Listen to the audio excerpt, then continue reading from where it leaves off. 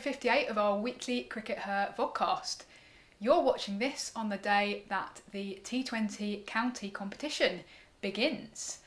Unfortunately, fans won't be let into the grounds this time around. COVID sucks, doesn't it, Sid? It does. But still, hopefully there's going to be some really exciting cricket going on all around the country. And make sure that you're following at Women's Crick Day on Twitter. And I'm sure that Richard will be bringing you news of any live streams of these matches by the counties, of which there hopefully will be some. And hopefully there'll be some updates going on Twitter as well, so it will still be possible to follow the matches. Now, Berkshire kick off this year's County T20 competition playing Worcestershire, Sid. So it's your old stomping ground, your current stomping ground, in fact, but obviously you're a die-hard fan. How do you think they're going to get on against Worcestershire? I think it says this is going to be a really good game. Worcestershire have got a strong team. They've got a smattering of regional players in there. They've got Chloe Hill, Emma Lott, Claire Boycott. So I think they're going to give Berkshire a really good game. Berkshire do have Lauren Bell on the team sheet, which could be interesting if she is able to play. But yeah, looking forward to it, and hopefully the girls in green can give the pairs a good game. Now, unfortunately, a couple of players who won't be turning out in green for Berkshire are Anya Shrubsole and Heather Knight. Much as we might have liked to have seen them smashing a few pairs. That's not unique to Berkshire though, Raf, is it? That in fact all of the England players have been told that due to COVID again, that they're not going to be able to play the county season. Raf, thoughts on that? Well, yeah, I've got mixed feelings about it. I suppose it's understandable from a COVID perspective.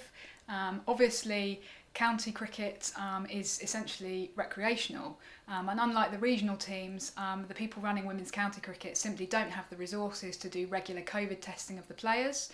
And they also, the idea that any women's county team would have the money to quarantine its players ahead of the county season starting, frankly, is absurd.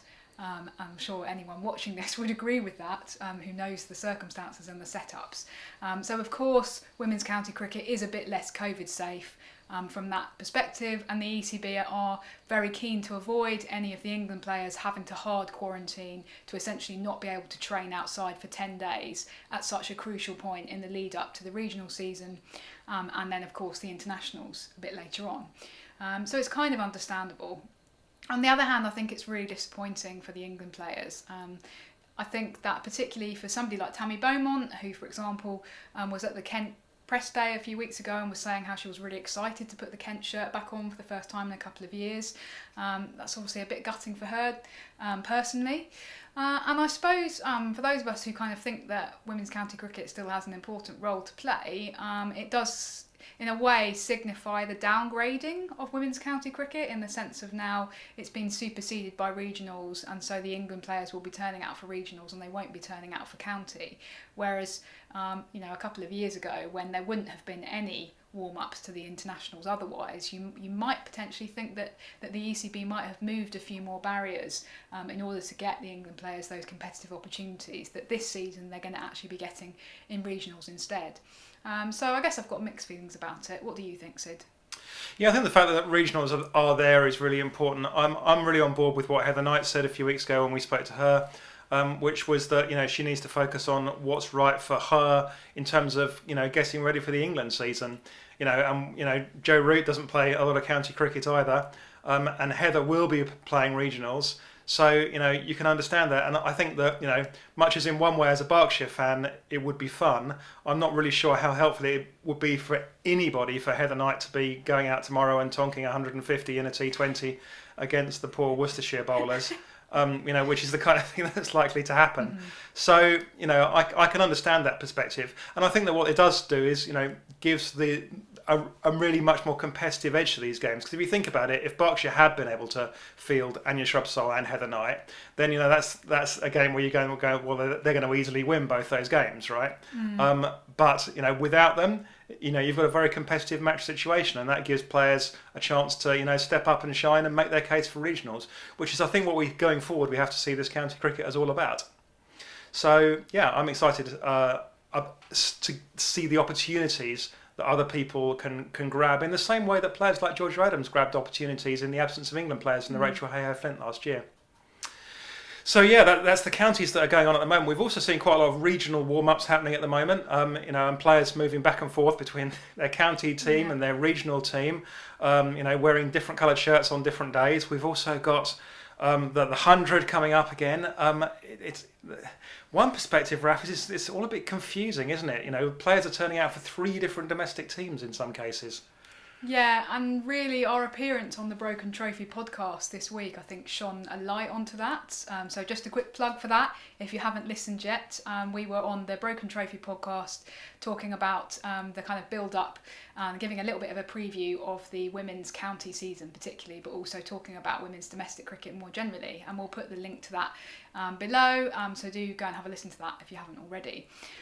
But yeah, what happened on that was actually that Stefan from the Broken Trophy podcast basically said essentially what it boiled down to for him was, which shirt do I buy for my daughter?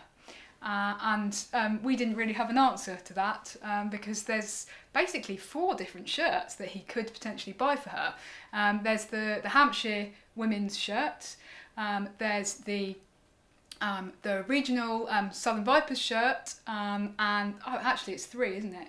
I suppose there's the England shirt. England shirt as well. But then at domestic level as well, there's going to be the 100, so the Southern Brave shirt. So 4 different potential shirts there to buy your daughter. Whereas a couple of years ago it would have been 2. But you can see the money man at the ECB going, ha ha ha ha, 4 shirts. Well, yeah, but I suppose there's a bit of a commercial thing there, isn't there? But I don't know that many people are going to be buying 4 shirts for their kids. No. Especially not in the current kind of economic climate.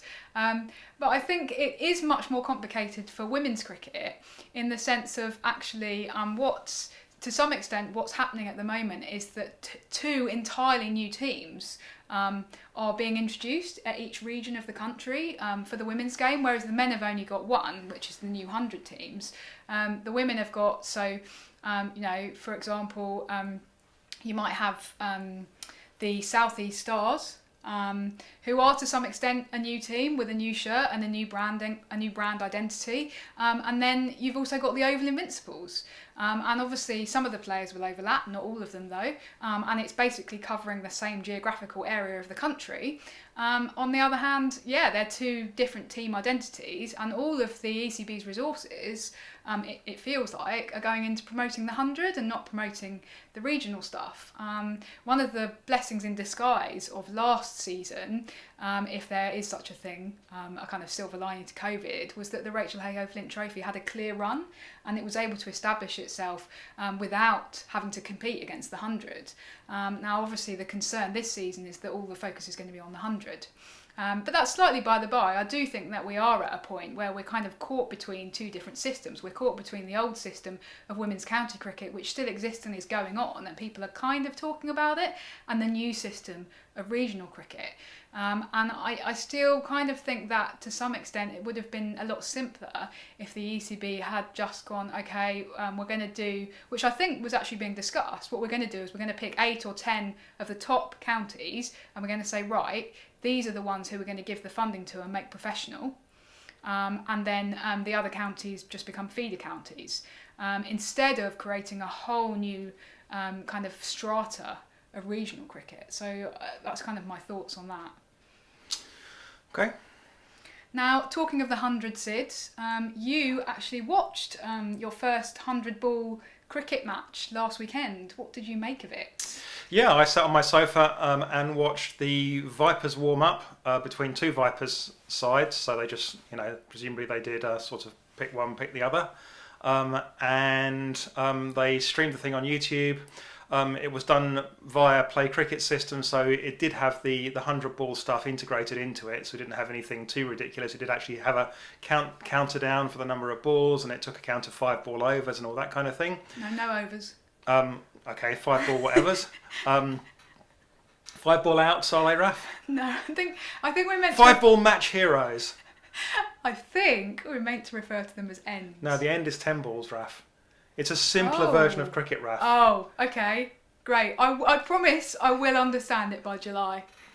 Well, that actually takes us nicely into kind of one of the issues that I saw with it. That I'm still not convinced that they've got the thing about overs and ends right. It's just it's still a little bit too complicated, and changing bowlers halfway through an end takes nearly as much time as changing ends in the first place. Obviously, that won't happen all the time. Sometimes people will bowl through an end. But changing overs still meant, hand over your cap, you adjust your ponytail, you talk to the captain, you rearrange the field, you adjust your ponytail again. And that seems to take quite a bit of time. Obviously, that won't be a problem in the men's version, the adjusting the ponytail. Yeah, but I think that I can't see that lasting. Even if the 100 ball game sticks, I think someone's at some point going to have to address the overs and ends thing. And I suspect what we might end up with is 10 ball overs, because that's what is going to get the game pushed through. Because overall, my feelings were actually really positive. I wrote a piece reflecting on the fact that one of the issues that I think that we'd had as like hardcore cricket fans is that all of the marketing from the very start had driven the fact that this is not cricket. This is not like the cricket that you've ever seen before. This is something completely new and completely different.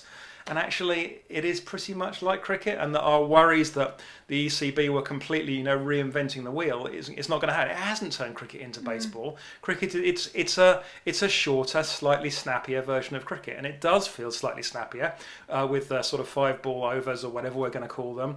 And 100 balls does kind of feel like it gets through a bit faster, and there's perhaps a little bit more impetus to it. One interesting thing we did see was we saw the very first innings the team got bowled out in 80 balls because it's like you can see that ball ticker ticking down, and you start panicking really quickly. You've actually 100 balls isn't that much short of a T20, but they were batting like it was a 5 over thrash. And I wonder if we might be seeing some stuff like that very early in the tournament. But players will settle into it, and I think that what we're going to have is a snappier version of cricket. And so, in that sense, I was reasonably relieved by it and felt reasonably positive after watching it. And then they go talking about match heroes, which renaming the player of the match hero, which just makes it sound like we're all back in Noddy in Toy Town world to me. But if that's what the kids want, that's what the kids will get, I guess. It just makes me think of Cadbury's heroes, so it just makes me want chocolate. I don't know if that was the intended effect. Now, one of the things that's kind of surrounded our conversations about the 100 is we always feel that we have to be very careful about the 100, and we feel that that people look to us to be kind of positive about the 100 and to be positive about all the good things that it's doing for the women's game. And that any criticism of the 100 we have to be really careful about, because we'll get a lot of comeback on that. And that's been kind of a difficult situation. And it was interesting to read an article by Ben Bloom in The Telegraph this week about the criticism of women's sport. Now, it wasn't really a cricket-focused article. It was actually focused on women's football and the fact that the England women's football team haven't been very good recently, but still most of the media coverage has been this sort of relentless positivity. Do you think that that's something that happens in cricket as well, Raf? Do you feel that? I think it's a little bit different in cricket. I do think that we've moved on from just whenever England women do well, they kind of get press coverage that sort of pats them on the head and says, well done. And then when they do badly, people just don't write about it. And I think particularly we've seen that in the two most recent home series against Australia, so the 2015 and the 2019 Women's Ashes series played here in England. Both times England were beaten quite badly, and there was a lot of criticism in the media. And both times actually there was so much criticism that the ECB ended up firing the England women's coach at the end of the summer. So they obviously kind of took that on board and felt that it was quite serious. And actually, Charlotte Edwards talks about that 2015 summer as having been the most difficult of her career because she just hadn't faced that kind of criticism before. And obviously, we're now many years beyond that. And so I do think that the conversation has moved on, and I think that's positive because we welcome criticism. On the other hand, I do think that there is a feeling actually surrounding some of the off-field moves that people like you and me should just be welcoming things and being very positive all the time. So we don't have to be relentlessly positive about England on the pitch, but off the pitch, when things happen like the introduction of these new domestic professional contracts, we simply have to sit back and say, oh, that's wonderful, that's brilliant, rather than going, okay, yes, that's brilliant. On the other hand, they're actually worth quite a lot less than the PCA mandated minimum wage. Some of the players are still going to be doing other paid work, so it's not necessarily quite what it's being billed as. Now, even recognising that, which I think is quite a balanced view, those writing those kind of pieces does have a tendency to attract criticism for us as journalists from people working for cricket boards. And another recent example would be when I criticised the Cricket Australia selector Sean Flegler for talking about women's test cricket and basically saying, we don't want to put money into that because we're too altruistic and we want everyone to be playing ODI and T20 cricket, so we'll put money into that instead, which just didn't really make any sense. But there's this kind of and so I criticised that on Twitter, and I think that to some extent Cricket Australia and other boards, again I'm going to be accused of being anti-Australian here, but for example Cricket Australia have been brilliant the last 5 or 10 years with women's cricket. They've put so much money into investing in women's cricket, professionalising women's cricket at the domestic level, at the kind of elite national level as well. And that's wonderful. But at the same time, we're still nowhere near anywhere in the world women's cricket being on a par with men's cricket. And I always think about Billie Jean King, something that she said back in the 70s when she was pushing for equal pay for women's tennis players, and she said people always think that women should be content with just having the crumbs, and actually I want women to have the icing and the cherry on top as well. And that's very much how I come at things, and I think that we come at things is always it's great that you're giving us crumbs, but we want more, and we want the whole cake, because men have got the whole cake and women deserve to have the whole cake as well. So while I do think we've moved on, I still think that there's pressure on us all the time to be celebratory only, and that's really unhelpful actually, and doesn't advance the cause of women's cricket at all. Cake.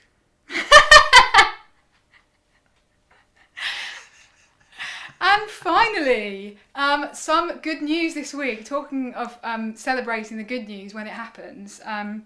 So some good news with regards to the ECB Reporters Network. So we discussed the Reporters Network a few weeks ago, and there were actually some significant threats to that. The ECB had, as part of their cost-cutting measures, had said that they were going to very much pare it back. And then there was a kind of interim phase where they said, okay, we'll make sure that there's a reporter at every men's domestic match, but we're not going to say that we're doing that for the women's domestic professional stuff, i.e. the regional stuff. They have now said this week, it's very welcome news, that all professional women's and men's cricket this season will have a live reporter for the network at the ground, writing a report on the game. I think the reports are still going to be a little bit shorter, but it's still a significant victory. And really, just want to say thank you to the Cricket Writers Club, and in particular Alison Mitchell and Will McPherson, who have been doing really, really great work and working really hard behind the scenes to achieve this. So thanks guys, and it's brilliant that our game is going to be getting the coverage that it deserves. Absolutely. Well, thanks as ever for tuning in, and let's look forward to bringing you all of the news from the opening round of the Women's County T20 Cup. Bye for now. Bye-bye.